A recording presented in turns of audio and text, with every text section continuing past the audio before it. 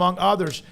This is an email that I received, and it's been a while, a text line about the Big 12. And again, one of the number one, I guess, interest that a lot of you have, and we do as well, is like, who else for the Big 12? And that's not going to happen right now. The college football expansion, until that gets figured out, hey, we still got to get to the first expansion, and also what happens with Texas and Oklahoma.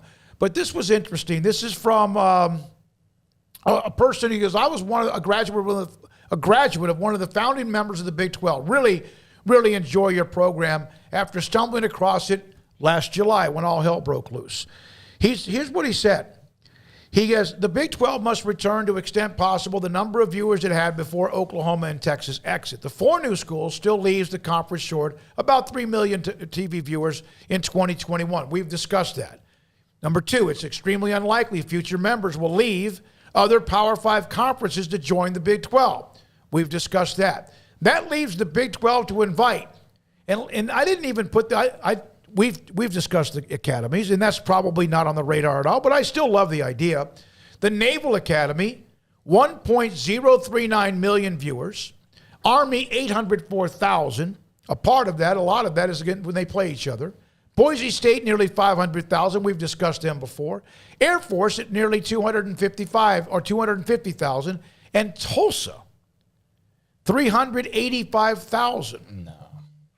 I mean, but again, almost every one of these not on the radar. Boise's been mentioned, and probably had there been a rapid second expansion, may have been involved. But just an idea from one of our viewers. We appreciate that. The military option for the Big 12. Yeah, that's great. I mean, appreciate the input there, but I don't know. That sounds like an awful lot of watering down even further when we get to Tulsa. No disrespect, but. I mean, 300,000 plus people doesn't really move the needle, and I don't know how many of those Tulsa fans are your Tulsa people or even Tulsa fans. I think a lot of them are Oklahoma State fans. I think a lot of them are OU fans. And then there's some Tulsa fans. So, the service academies, we've heard that several times now. I don't know what the Big 12's plan is. I think that they've got to be ready for anything. What's very clear is they got all the best teams that they could have in this last round. And I know there's a Boise State out there, or the service academies, or Tulsa. I think they got to. I think they got to kind of wait and see what happens because everybody's on board with each other right now. But if it was up to Kansas fan, they would have been in the Big Ten like 3 years ago without an invite, mind you. But they would have just showed up there and been invited, I guess, for some of these people.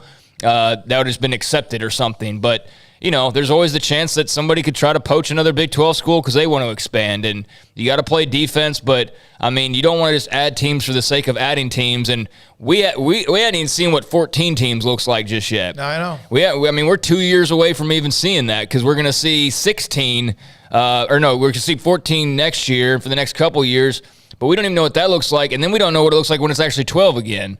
So by the time it rolls around to being 12, maybe they are in the mood and need to add a couple more schools to just match the other conferences that are pushing 16 teams. But, for me, I'm not a TV network exec, so my opinion really doesn't matter. But I don't know how much you're moving the needle by, adding 4 or 5 new teams.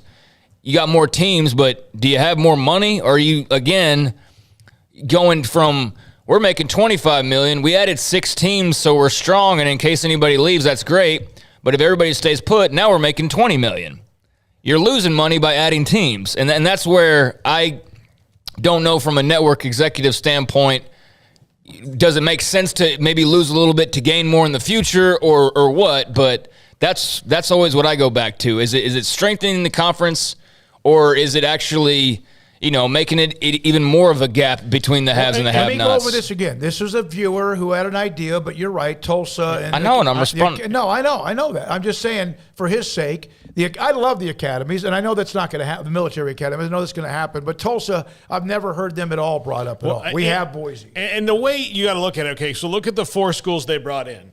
Houston, while it's a massive population center, it is very conflicted territory when it comes to fan loyalty, but it does at least put a Band-Aid on some of the bleeding you get from losing a big Texas school. Not a it's not going to solve that by any stretch of the imagination, but you lose a Texas school, you replace it with a Texas school, so that in a massive, gigantic television market as well, and give them a chance to grow their university. Orlando's a massive market. It's a massive university. It has a massive alumni base. BYU is a national brand because it's a religious school, and it's the only one of its kind. It's the school that you would want to go to if you grow up as a Mormon in this country. So it has a natural, ever-growing fan base because Mormons, for the most part, have big families. That's what they want to do. And then you got Cincinnati, which is another big population center. So when you look at potential people or schools to expand that kind of have to fit that category for the G5 of, are they in areas that can grow? Is giving them a Power 5 opportunity going to help them grow their brand and grow your brand and make you more money and give you more of a footprint? Because the Big 12's problem with Texas and Oklahoma leaving is the states that are involved in the Big 12, namely Kansas, Oklahoma, Iowa, and West Virginia, are not very big states. Most of the population for the Big 12 is in one state. So that's why they had to spread around and try to make it work. And there's no guarantee that it will. No. Well, and the other thing is you don't want to be the American Conference, even though you took some of their teams. Yeah. You're not trying to be the AAC, but on a major level. I mean, yes, you went and grabbed 3 of their teams, but those are 3 teams that have been fighting for just a spot at the table no matter where it came from. If the ACC had invited any of those schools, they would have jumped at the opportunity, right? Big Ten, of course. SEC, of course. Pac-12 would have came calling. Hell, there's some Big 12 teams that would have left there at one point in time and almost did a few years ago. But, I mean, what's next? Are you going to invite North Texas?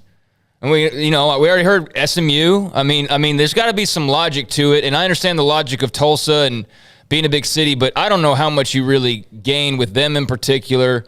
The service academies, maybe it's a little bit different. Appreciate the thought. I mean, there's tons of ideas that have been thrown out there, but just on like an immediate reaction to it, I don't know how much that really does for you. By the way, that audio that we played from